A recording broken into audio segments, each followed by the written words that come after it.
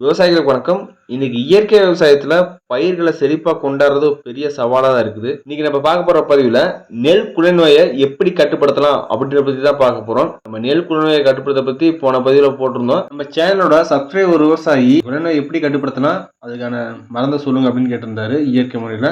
அதை பத்தி தான் இந்த பதிவில் பார்க்க போறோம். விவசாயிகளே, நம்ம சேனலுக்கு நீங்க புதுசா இருந்தீங்கன்னா நான் படிச்சு தெரிஞ்ச விஷயத்தையும் என் அனுபவத்தையும் உங்களுக்கு பதிவா போடுவேன். இந்த தகவலை பயன்படுத்தி பயன்பெற்றீங்கன்னா நம்ம சேனலுக்கு சப்ஸ்கிரைப் பண்ணிட்டு உங்களுக்கு தெரிஞ்ச விவசாயிகளுக்கும் இந்த பதிவை பகிருங்க, அவங்களும் பயன்பெறட்டும். விவசாயிகளே, நம்ம நெல் பயிருக்கு பாதிப்பு தர நோயா இருக்கட்டும், களைச்செடிகளா இருக்கட்டும், பூச்சிகளா இருக்கட்டும், இது எல்லாமே எதிலிருந்து வருதுன்னா இந்த மண்ணு தான். முதல்ல நம்ம மண்ணை சரி பண்ணிட்டோம்னாவே மற்ற எல்லா பிரச்சனையும் நம்ம சரி பண்ணிடலாம். மண்ணை சரி செய்யறதுக்கு ஒரே பயிர் போடாம பயிர் சுழற்சி முறையை பின்பற்றணும். விவசாயிகளே, நம்ம நெல் பயிரை குலைநோய் தாக்காம இருக்கிறதுக்கு என்னெல்லாம் பண்ணலாம்னா, தரமான விதைகளை தேர்வு பண்ணணும். தேர்வு பண்ண விதைகளை விதை நேர்த்தி பண்ணணும். 1 கிலோ நெல் விதைக்கு 10 கிராம் சூடோமோனஸ், அப்படி இல்லைன்னா 6 மில்லி சூடோமோனஸ். பவுடர் ஃபார்ம்ல இருந்தா 10 கிராம், இதே லிக்விடா இருந்தா 6 மில்லி. நம்ம மண்ணுல நல்லா சத்து இருந்தாவே நெல் பயிர் நல்லா விறுவிறுன்னு வந்துடும். இந்த களைச்செடிகளை மட்டும் அப்ப நீக்கிட்டா போதும். மண்ணுல சத்து இல்லைன்னா தான் பயிர் நல்லா எந்திரிக்காது. பயிர் நல்லா எந்திரிக்கலனாவே களைச்செடி வரும், நோய் வரும், பூச்சி வரும். சரி விவசாயிகளே, நம்ம விதை நேர்த்திக்கு சூடோமோனஸ் பயன்படுத்தணும். இதே நம்ம பயிர் வளர்ந்து 30 நாளுக்கு மேல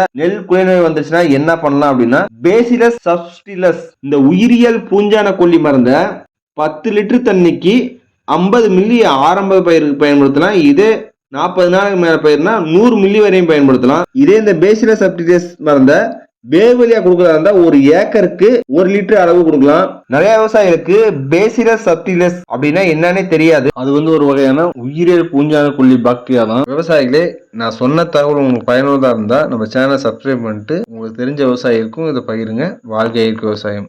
இயற்கை விவசாயத்தை பற்றி இன்னும் அதிகமாக தெரிஞ்சுக்கணுன்னு நினச்சிங்கன்னா மேலே தெரிகிற நம்பருக்கு நம்மாழ்வார் அப்படின்னு வாட்ஸ்அப் பண்ணுங்கள்.